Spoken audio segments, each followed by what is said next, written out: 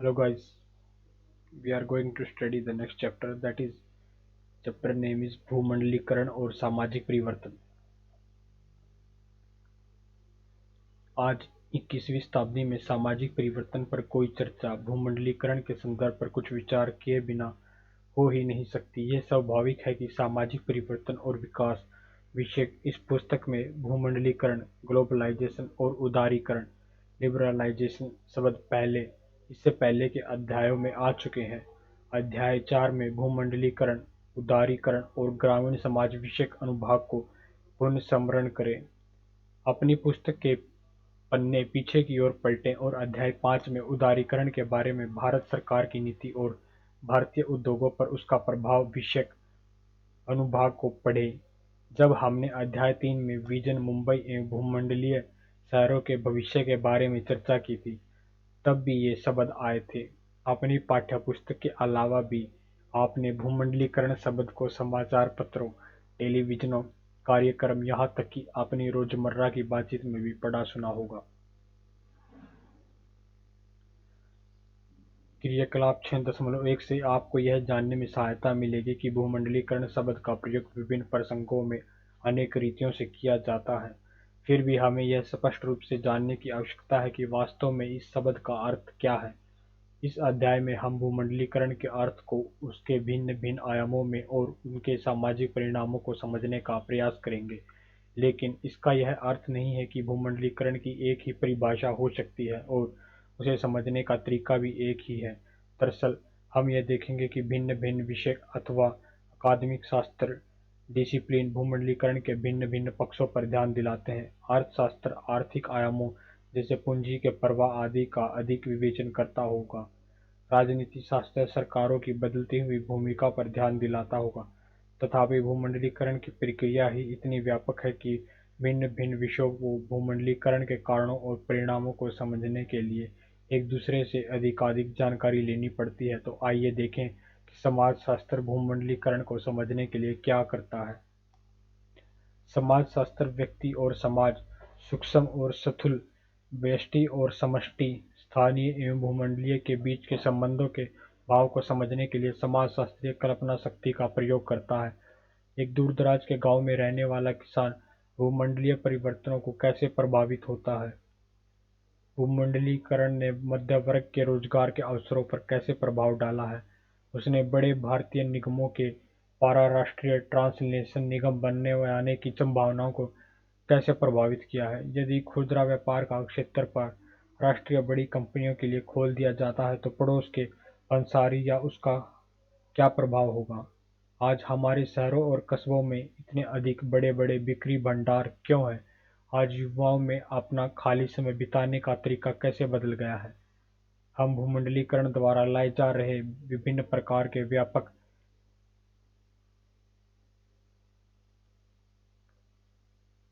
आज भूमंडलीकरण के द्वारा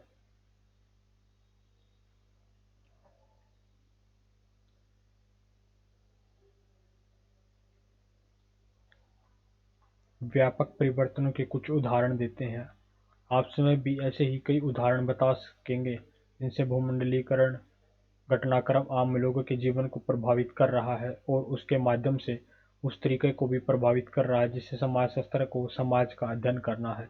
बाजार का खुला कर देना और अनेक उत्पादों के आयात पर लगे प्रतिबंधों को हटा देने से हम देखते हैं कि हमारे पास पड़ोस की दुकानों में दुनिया के भिन्न भिन्न भागों से उत्पादित वस्तुएं आने लगी हैं। आयात पर लगे सभी प्रकार के परिणात्मक प्रतिबंधों को 1 अप्रैल 2001 से खारिज किया गया है। अब पड़ोस के फलों की दुकान में बिक्री के लिए पड़ी चीन की नाशपाती और ऑस्ट्रेलिया के सेब को देखकर आश्चर्य नहीं होता। पड़ोस की दुकान में आपको ऑस्ट्रेलियाई संतरे का रस और बर्फ में जमे हुए पैकेटों में तलने के लिए तैयार चिप्स मिल जाएंगी। हम अपने घरों में अपने परिवार या मित्रों के साथ बैठकर जो खाते पीते हैं वह भी धीरे धीरे बदल रहा है। नीति में किए गए एक जैसे परिवर्तन उपभोक्ताओं और उत्पादकों को अलग अलग तरीके से प्रभावित करते हैं। यह बदलाव जहां एक संपन्न शहरी उपभोग के लिए उपभोग के नए और व्यापक विकल्प लाता है, वहीं एक किसान के लिए आजीविका का संकट पैदा कर सकता है। ये परिवर्तन व्यक्तिगत होते हैं क्योंकि वे व्यक्ति के जीवन और जीवन शैली को प्रभावित करते हैं, लेकिन वे निश्चित रूप से सार्वजनिक नीतियों से भी जुड़े होते हैं जिन्हें सरकार अपनाती है और विश्व व्यापार संगठन (डब्ल्यूटीओ) के साथ समझौता करके तय करती है। इसी प्रकार स्थूल नीतिगत परिवर्तनों का मतलब यह है कि एक टेलीविजन चैनल की बजाय आज हमारे पास वास्तव में बीसों चैनल हैं। मीडिया में जो आकस्मिक नाटकीय परिवर्तन आए हैं, वे संभवतः भूमंडलीकरण के सबसे अधिक स्पष्ट प्रभाव हैं। हम इनके बारे में अगले अध्याय में अधिक विस्तार से चर्चा करेंगे। या वैसे ही कुछ बेतरतीब उदाहरण दे दिए गए हैं, लेकिन आप इनकी सहायता से उस घनिष्ठ पारस्परिक संबंध को समझ सकेंगे जो लोगों के व्यक्तिगत जीवन और भूमंडलीकरण की दूरस्थ नीतियों के बीच विद्यमान है। जैसा कि पहले कहा गया है, समाजशास्त्रीय कल्पना शक्ति सूक्ष्म एवं स्थूल के बीच, व्यष्टि एवं समष्टि के बीच और व्यक्तिगत एवं सार्वजनिक के बीच संबंध स्थापित कर सकता है। कोई भी समाजशास्त्री या सामाजिक मानव विज्ञानी एक समाज का अलग थलग रूप में अध्ययन नहीं कर सकता। स्थान और समय की दूरियां सिकुड़ जाने से यह परिवर्तन हुआ है। समाजशास्त्रियों को इन भूमंडलीय अंतर्संबंधों को ध्यान में रखते हुए गांवों, परिवारों, आंदोलनों, बच्चों के पालन पोषण के तरीकों, काम और अवकाश के क्षणों, दफ्तरशाही, अधिकारतंत्रीय संगठनों अथवा जातियों का अध्ययन करना होगा। इन अध्ययनों में विश्व व्यापार संगठन के नियमों का कृषि पर तथा उसके फलस्वरूप किसानों पर पड़ने वाले प्रभाव का भी ध्यान रखा जाएगा। भूमंडलीकरण का प्रभाव बहुत व्यापक होता है। यह हम सबको प्रभावित करता है। कुछ के लिए इसका अर्थ नए नए अवसरों का उपलब्ध होना, तो दूसरों के लिए आजीविका की हानि हो सकती है। जो ही चीनी और कोरियाई रेशम के धागे ने बाजार में प्रवेश किया, बिहार की रेशम कातने और धागा बनाने वाली औरतों का धंधा ही चौपट हो गया। बुनकर और उपभोक्ता इस नई यौन चीन एवं कोरिया के रेशम के धागे को अधिक पसंद करते हैं क्योंकि यह कुछ सस्ता है और इसमें एक तरह की चमक भी होती है। भारतीय समुद्री जल में बड़ी बड़े मछली पकड़ने वाले जहाज़ों के प्रवेश के साथ ही कुछ ऐसे ही उठापटक हुई। ये बहुत बड़े जहाज में मछलियां बटोर कर ले गए जो पहले भारतीय नौकाओं द्वारा इकट्ठा की जाती थी। इस प्रकार मछली छांटने, सुखाने, बेचने और जाल बुनने वाली औरतों की रोजी-रोटी छिन गई। गुजरात में गोंद इकट्ठा करने वाली औरतें जो पहले बावल के पेड़ों में गोंद इकट्ठा करती थीं, सूडान से सस्ते गोंद का आयात शुरू हो जाने से अपना रोजगार खो बैठी। भारत के लगभग सभी शहरों में रद्दी बीनने वाले लोग कुछ हद तक अपना रोजगार खो बैठे क्योंकि विकसित देशों से रद्दी कागज का आयात होने लगा है। इसी अध्याय में आगे चलकर हम यह देखेंगे कि परंपरागत मनोरंजनकर्ताओं के व्यवसायों का इस भूमंडलीकरण पर क्या प्रभाव पड़ा। यह स्पष्ट है कि भूमंडलीकरण का सामाजिक आशय बहुत महत्वपूर्ण है, लेकिन जैसा कि आपने अभी देखा है, समाज के विभिन्न हिस्सों पर इसका प्रभाव बहुत ही भिन्न प्रकार से का होता है। इसलिए भूमंडलीकरण के प्रभाव के बारे में लोगों के विचार एक समान न होकर बहुत ही विभाजित हैं। कुछ का विश्वास है कि भूमंडलीकरण बेहतर विश्व के अग्रदूत के रूप में अत्यंत आवश्यक है। दूसरे को डर है कि विभिन्न भागों समूहों के लोगों पर भूमंडलीकरण का असर बहुत ही अलग अलग प्रकार का होता है। उनका कहना है कि अधिक सुविधा संपन्न वर्ग में बहुत ही लोगों को तो इससे लाभ होगा, लेकिन पहले से ही सुविधा वंचित आबादी के बहुत बड़े हिस्से की हालत बद से बदतर होती चली जाएगी। कुछ लोग ऐसे भी हैं जो यह कहते हैं कि भूमंडलीकरण एकदम नई प्रक्रिया नहीं है। अगले दो अनुभागों में हम इन मुद्दों पर चर्चा करेंगे। हम यह भी पता लगाएंगे कि प्राचीन काल में भूमंडलीय स्तर पर भारत के अंतर्संबंध कैसे थे। हम यह भी जांच करेंगे कि क्या वास्तव में भूमंडलीकरण की कुछ खास विशेषताएं हैं और वे क्या क्या हैं। क्या भूमंडलीकरण के अंतर्संबंध विश्व और भारत के लिए नए हैं? यदि भूमंडलीकरण भूमंडलीय अंतर्संबंधों के बारे में है, तो हम यह पूछ सकते हैं कि क्या यह कोई नई परिघटना है? क्या भारत और विश्व के विभिन्न भाग प्रारंभिक कालों में आपस में अंतःक्रिया नहीं करते थे? प्रारंभिक वर्ष आज भारत से 2000 वर्ष पहले भी विश्व से अलग-थलग नहीं था। हमने अपनी इतिहास की पाठ्यपुस्तकों में प्रसिद्ध रेशम मार्ग सिल्क रूट के बारे में पढ़ा। यह मार्ग सदियों पहले भारत को उन महान सभ्यताओं से जोड़ता था जो चीन, फ्रांस, मिस्र और रोम में स्थापित था। हम यह भी जानते हैं कि भारत के लंबे अतीत के दौरान विश्व के विभिन्न भिन्न भागों से लोग यहाँ आए थे, कभी व्यापारियों के रूप में, कभी विजेताओं के रूप में और कभी कभी नए स्थान की तलाश में प्रवासी के रूप में, और फिर वे यहीं बस गए। दूर-दराज के भारतीय गांवों में लोग ऐसे समय को याद करते हैं जब उनके पूर्वज कहीं और रहा करते थे। जहाँ से वे उस स्थान पर आए जहाँ से वे इस समय रह रहे हैं। इस प्रकार भूमंडलीय अंतःक्रिया अथवा भूमंडलीय दृष्टिकोण कोई नई चीज नहीं है जो आधुनिक युग अथवा आधुनिक भारत के लिए अनोखी हो। उपनिवेशवाद और भूमंडलीय संयोजन। हमने आधुनिक भारत में सामाजिक विकास की कहानी औपनिवेशिक काल से शुरू की थी। आपने अध्याय 1 में पढ़ा होगा कि आधुनिक पूंजीवाद का उसके प्रारंभ से ही एक भूमंडलीय आयाम रहा है। उपनिवेशवाद उस व्यवस्था का एक भाग था जिसे पूंजी, कच्ची सामग्री, ऊर्जा और बाजार के नए स्रोत और एक ऐसे संजाल की आवश्यकता थी जो उसे संभाले हुए था। आज भूमंडलीय की आम पहचान है लोगों का बड़े पैमाने पर प्रवसन जो उसका एक परिभाषिक लक्षण है। आप यह तो जानते ही हैं कि संभवतः लोगों का सबसे बड़ा प्रवसन यूरोपीय लोगों का देशांतरण था जब वे अपना देश छोड़कर अमेरिका में और ऑस्ट्रेलिया में जा बसे थे। आपको याद होगा कि भारत में गरीब मिटिया मजदूरों को किस प्रकार जहाजों में भरकर एशिया, अफ्रीका और उत्तरी दक्षिण अमेरिका के दूरवर्ती भागों में काम करने के लिए ले जाया गया था और दास व्यापार के अंतर्गत हजारों अफ्रीकियों को दूर तटों तक गाड़ियों में भरकर ले जाया गया था। स्वतंत्र भारत और विश्व स्वतंत्र भारत ने भी भूमंडलीय दृष्टिकोण को अपनाए रखा। यह कई अर्थों में भारतीय राष्ट्रीय आंदोलनों से विरासत में मिला था। विश्व भर में चल रहे उदारता संघर्षों के लिए प्रतिबद्धता, विश्व के विभिन्न भागों में रहने वाले लोगों के साथ एकता दर्शाने इसी दृष्टिकोण का अभिन्न अंग था। बहुत से भारतवासियों ने शिक्षा एवं कार्य के लिए समुद्र पार की यात्रा की। एक निरंतर चलने वाली प्रक्रिया थी। कच्चा माल, सामग्री और प्रौद्योगिकी का आयात और निर्यात स्वतंत्रता प्राप्ति के समय से ही देश के विकास का अंग बना रहा। विदेशी कंपनियां भारत में सक्रिय थीं, इसलिए हमें अपने आप से यह पूछने की जरूरत है कि परिवर्तन की वर्तमान प्रक्रिया क्या अमूल रूप से उस प्रक्रिया से भिन्न है जिसे हमने अतीत में देखा था। भूमंडलीकरण की समझ। हमने देखा है कि अत्यंत प्रारंभिक काल से ही भूमंडलीय विश्व के साथ भारत के संबंध बहुत महत्वपूर्ण रहे हैं।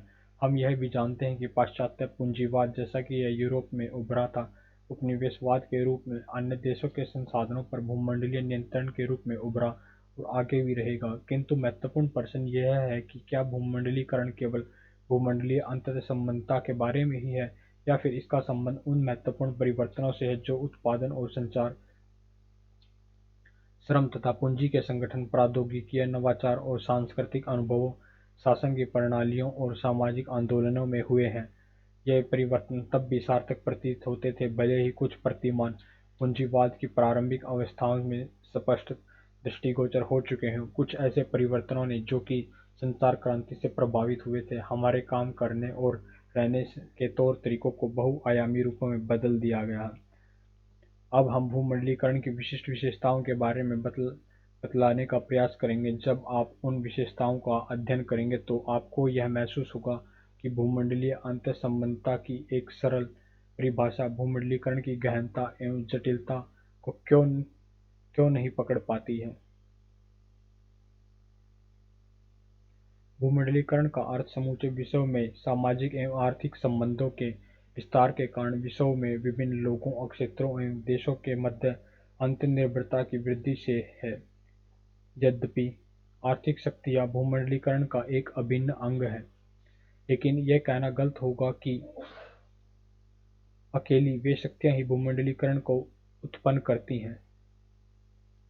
भूमंडलीकरण सूचना और संचार प्रौद्योगिकी के विकास के द्वारा ही सबसे आगे बढ़ा है। इन प्रौद्योगिकियों ने विश्व भर में लोगों के बीच अंतःक्रिया की गति एवं क्षेत्र को बहुत ज़्यादा बढ़ा दिया है। इसके अलावा हम यह भी देखेंगे कि राजनीतिक संदर्भ में भी इसका विस्तार हुआ। आइए भूमंडलीकरण के विभिन्न आयामों पर दृष्टिपात करें। अपनी चर्चा को सहज बनाने के लिए हम आर्थिक, राजनीतिक और सांस्कृतिक पहलुओं पर पृथक रूप से विचार करेंगे। तथापि आप शीघ्र ही समझ जाएंगे कि वे पहलू कितनी गहराई से परस्पर जुड़े हुए हैं।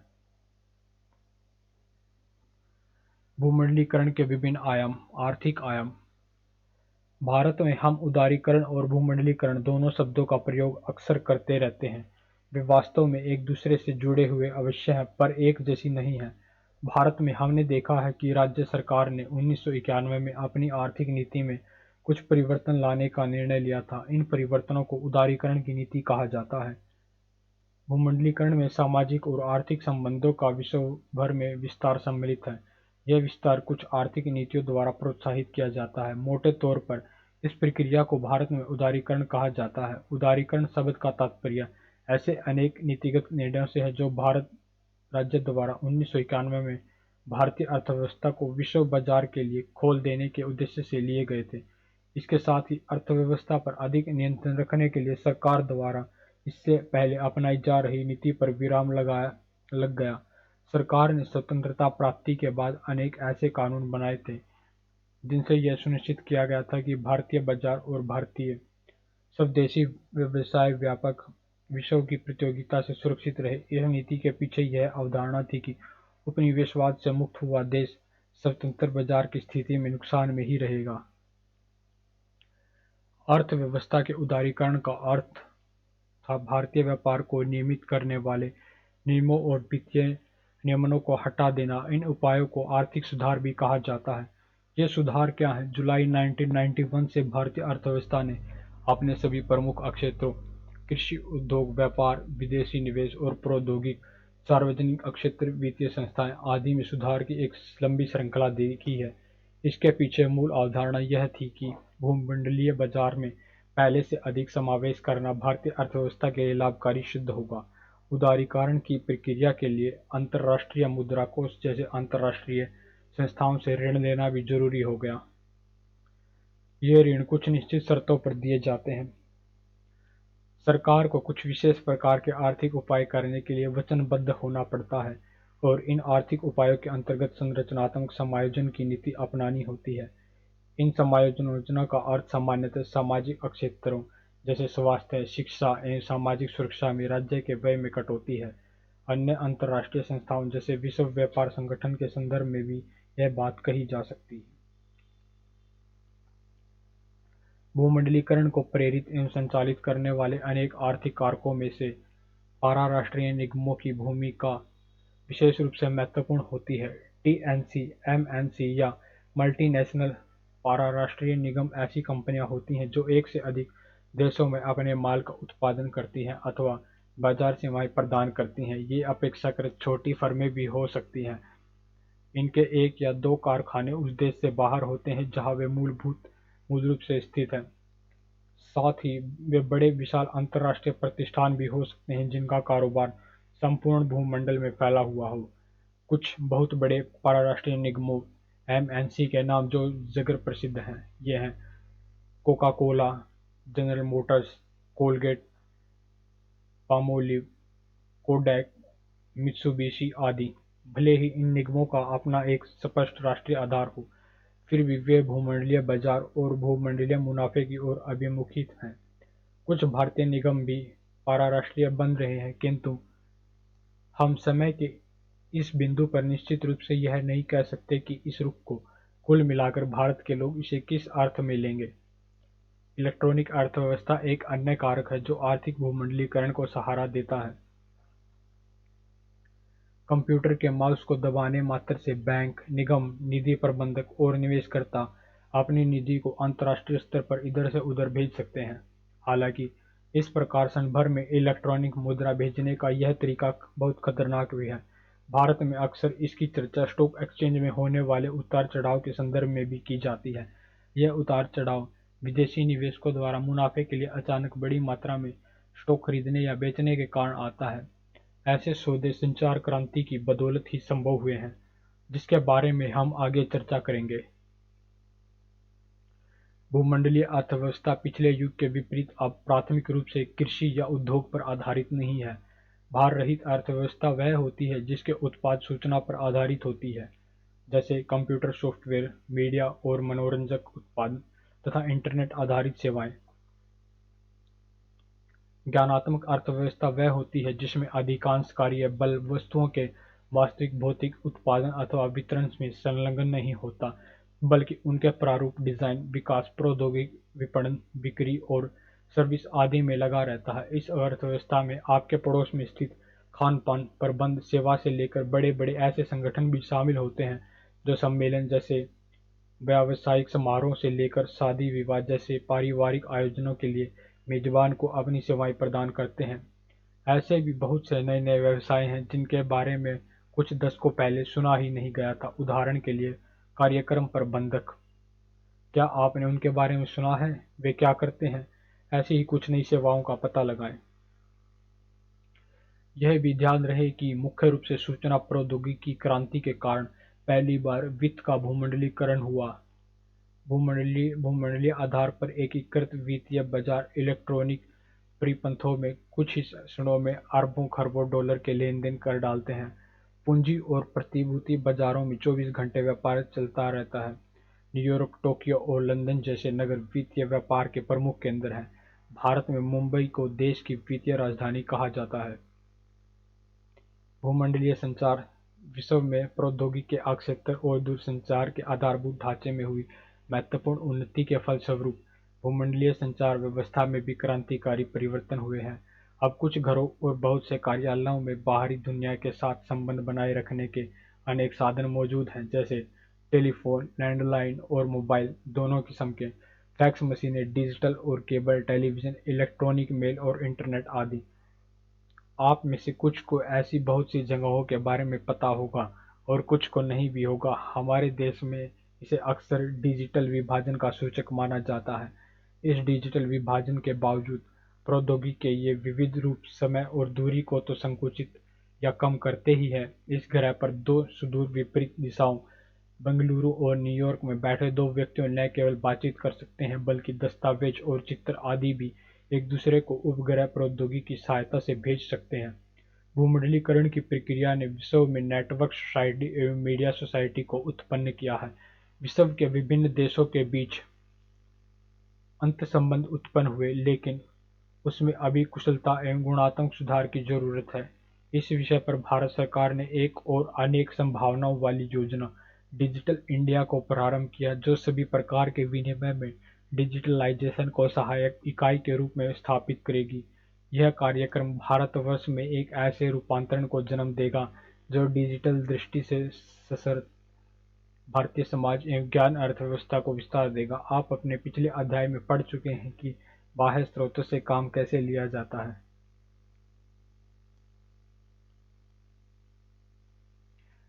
सेल्यूलर टेलीफोन में भी अत्यधिक वृद्धि हुई है और अधिकांश नगर में रहने वाले मध्यवर्गीय युवाओं के लिए सेल फोन उनके अस्तित्व का हिस्सा बन गए हैं। इस प्रकार सेल फोन के इस्तेमाल में भारी वृद्धि हुई है और इनके इस्तेमाल के तरीकों में भी काफी फेरबदल दिखाई देता है।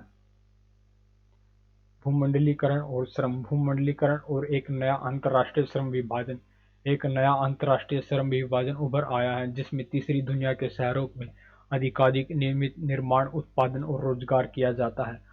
आप अध्याय 4 में बाह्य स्रोतों के उपयोग के बारे में और अध्याय 5 में संविदा के बारे में पढ़ चुके हैं।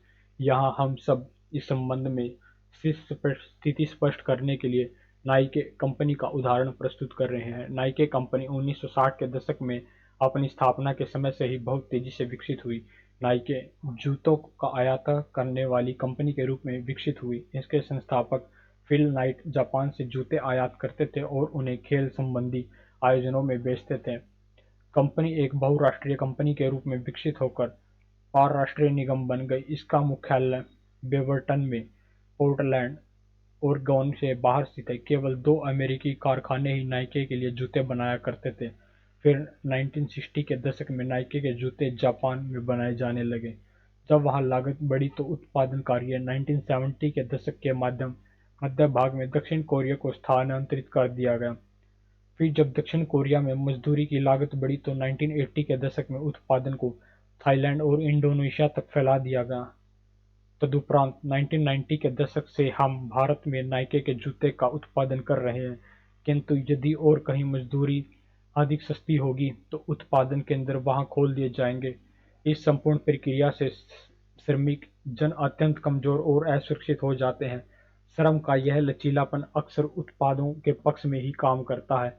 एक केंद्रीकृत स्थान पर विशाल पैमाने पर वस्तुओं के उत्पादन फोर्डवाद की बजाय हम अलग अलग स्थानों पर उत्पादन की लचीली प्रणाली फोर्डवादोत्तर की ओर बढ़ चुके हैं। भूमंडलीकरण और रोजगार भूमंडलीकरण और श्रम के बारे में एक अन्य महत्वपूर्ण मुद्दा है रोजगार और भूमंडलीकरण के बीच के संबंधों का। यह भी हमने भूमंडलीकरण का असमान प्रभाव देखा है। नगरीय केंद्रों के मध्यवर्गीय युवाओं के लिए भूमंडलीकरण और सूचना प्रौद्योगिकी की क्रांति ने रोजगार के नए नए अवसर खोल दिए हैं। कॉलेज से नाम के लिए बीएससी, बीए, बीकॉम की डिग्री लेने की बजाय कई युवा कंप्यूटर के संस्थानों से कंप्यूटर की भाषाएं सीख रहे हैं अथवा कॉल सेंटरों में या व्यापार प्रक्रिया बाह्योपयोजन कंपनियों की नौकरियां ले रहे हैं, विशाल बिक्री भंडारों में काम करते हैं या हाल में खोले गए विभिन्न जलपान गृहों में नौकरी करते हैं।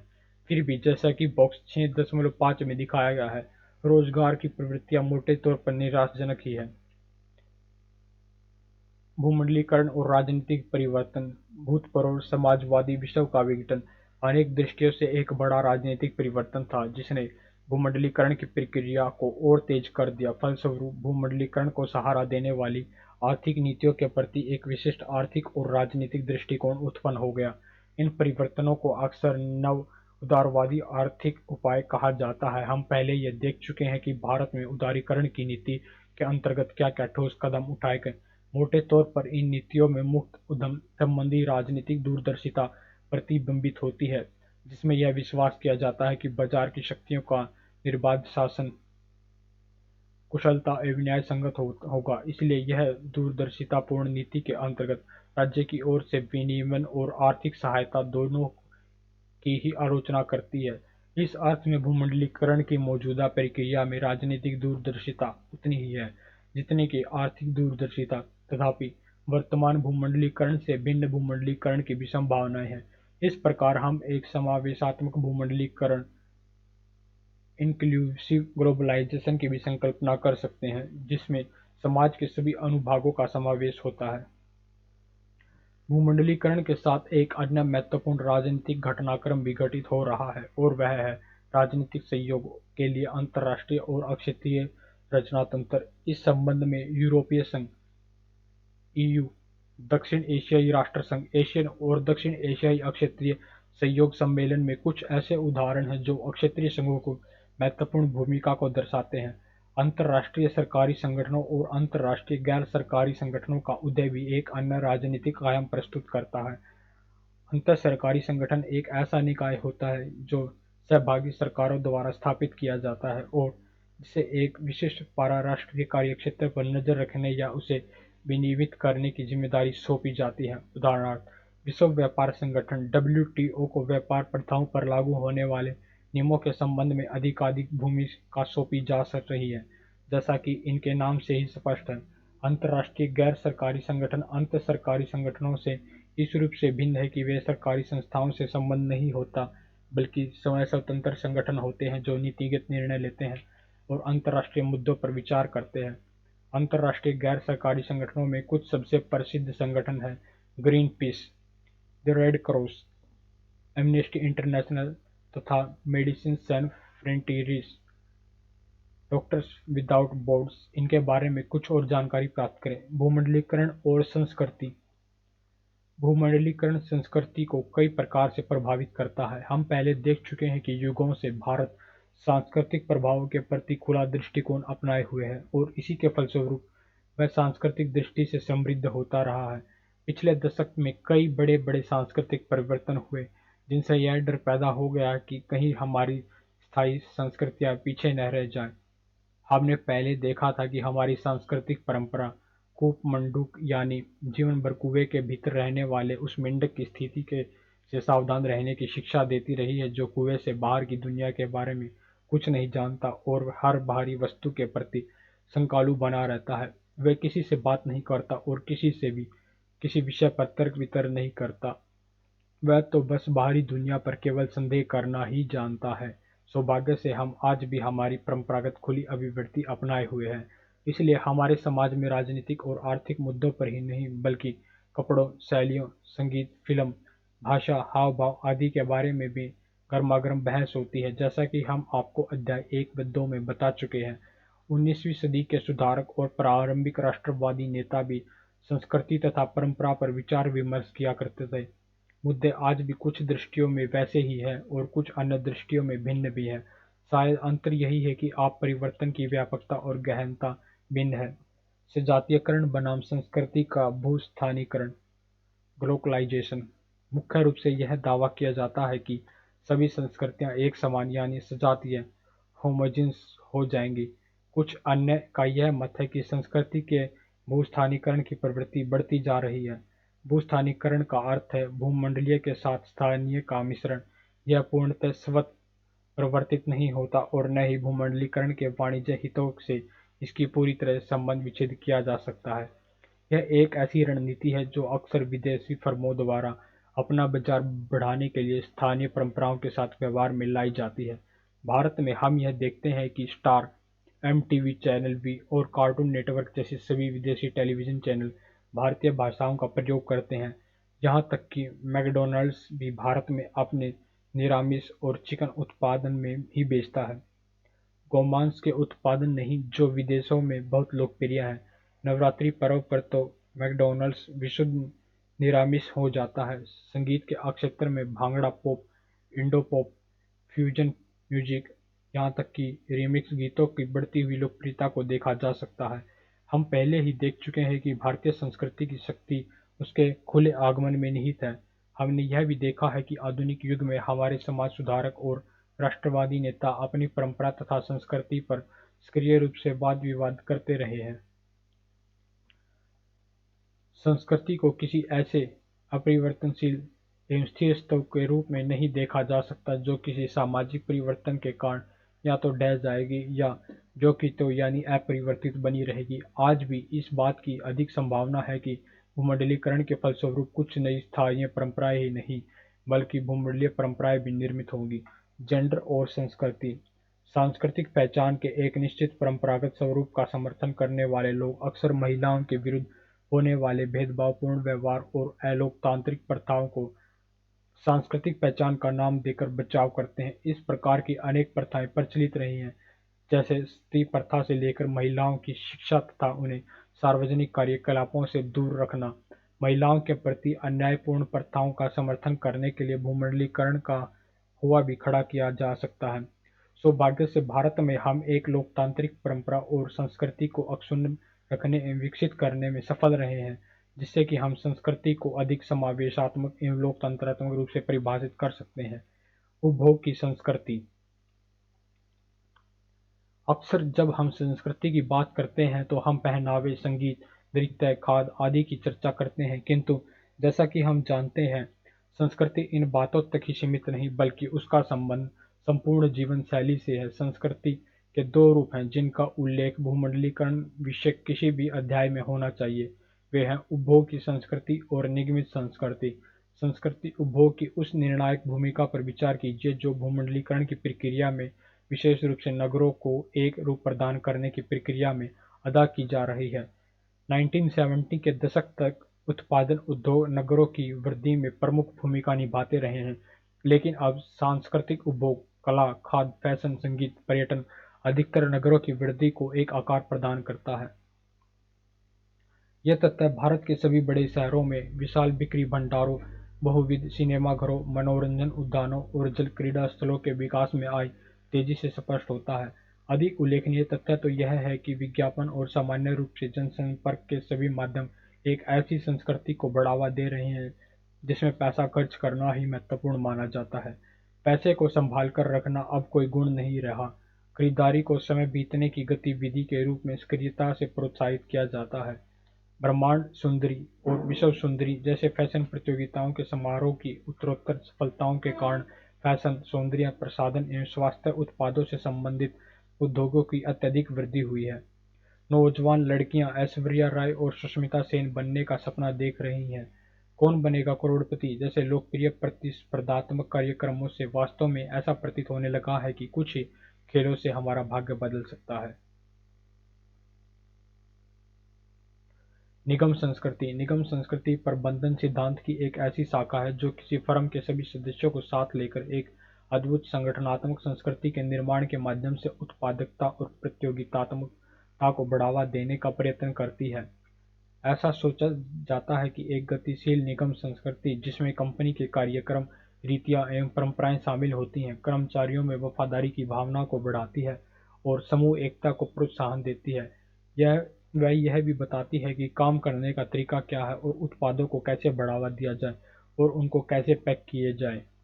बहुराष्ट्रीय कंपनियों के प्रसार और सूचना प्रौद्योगिकी में आई क्रांति के फलस्वरूप अवसरों की उपलब्धता में वृद्धि हो जाने से भारत के महानगरों में ऐसे ऊर्ध्वगामी व्यावसायिकों का एक वर्ग बन गया है जो सॉफ्टवेयर कंपनियों, बहुराष्ट्रीय बैंकों, चार्टर लेखाकार फर्मों, स्टॉक बाजारों, यात्रा, फैशन डिजाइन, मनोरंजन, मीडिया और अन्य सेवाबद्ध क्षेत्रों में कार्यरत हैं। इन महत्वाकांक्षी व्यवसायों की कार्य अनुसूची अत्यंत तनावपूर्ण होती है। उनके वेतन भत्ते बहुत ज़्यादा होते हैं और बाजार में तेजी से बढ़ते उपभोक्ता उद्योग के उत्पादों के वे प्रमुख ग्राहक होते हैं। अनेक स्वदेशी शिल्प, साहित्यिक परंपराओं और ज्ञान व्यवस्थाओं को खतरा। सांस्कृतिक स्वरूपों एवं भूमंडलीकरण के बीच एक अन्य संबंध अनेक स्वदेशी शिल्प एवं साहित्यिक परंपराओं और ज्ञान व्यवस्थाओं की दिशा से दृष्टिगोचर होता है। तथापि यह याद रखना भी महत्वपूर्ण है कि आधुनिक विकास ने भूमंडलीकरण की अवस्था से पहले भी परंपरागत सांस्कृतिक रूपों और उन पर आधारित व्यवसायों में अपनी घुसपैठ बना ली थी, लेकिन अब परिवर्तन का अनुपात और उसकी गहनता अत्यधिक तीव्र है। उदाहरण के लिए लगभग 30 थिएटर समूह जो मुंबई महानगर के परले और गिरगांव की कपड़ा मिल के इलाके के आसपास सक्रिय थे, अब निष्क्रिय एवं समाप्त हो चुके हैं क्योंकि इन इलाकों के मिल मजदूरों में से अधिकांश लोगों की नौकरी खत्म हो चुकी है। कुछ वर्ष पहले आंध्र प्रदेश के करीमनगर जिले के सरसिला गांव और उसी राज्य के मेंढक जिले के डुबक्का गांव के पारंपरिक बुनकरों द्वारा बहुत बड़ी संख्या में आत्महत्या किए जाने की खबरें मिली थी। इसका कारण यह था कि इन बुनकरों के पास बदलती हुई उपभोक्ता रुचियों के अनुरूप अपने आप को ढालने और विद्युतकर्ताओं से मुकाबला करने के लिए प्रौद्योगिकी के निवेश करने के कोई साधन नहीं थे। इस प्रकार परंपरागत ज्ञान व्यवस्थाओं के विभिन्न रूप जो विशेष रूप से आयुर्विज्ञान और कृषि के क्षेत्रों से संबंधित थे, सुरक्षित रखे गए हैं और एक पीढ़ी से दूसरी पीढ़ी को सौंपे जाते रहे हैं। तुलसी, रुद्राक्ष, हल्दी और बासमती चावल के प्रयोग को पेटेंट कराने के लिए हाल में कुछ बहुराष्ट्रीय कंपनियों द्वारा जो प्रयत्न किए गए, उनसे स्वदेशी ज्ञान व्यवस्थाओं के आधार को बचाने की आवश्यकता प्रकाश में आई है। भूमंडलीकरण ने जिन विभिन्न और जटिल रूपों में हमारे जीवन को प्रभावित किया है, उसे संक्षेप में प्रस्तुत करना आसान नहीं है। कोई ऐसा प्रयास भी नहीं करेगा, इसलिए यह काम आप पर भी छोड़ा जाता है। हमने यह इस अध्याय में उद्योग और कृषि पर भूमंडलीकरण के प्रभाव के बारे में विस्तार से चर्चा नहीं की है। आपको भारत में भूमंडलीकरण और सामाजिक परिवर्तन की कहानी जानने के लिए अध्याय 4 और 5 पर निर्भर होना होगा। इस कहानी को दोहराते समय आप अपनी समाजशास्त्रीय कल्पना शक्ति का भी प्रयोग करें। Guys, thank you for the session. Thank you so much.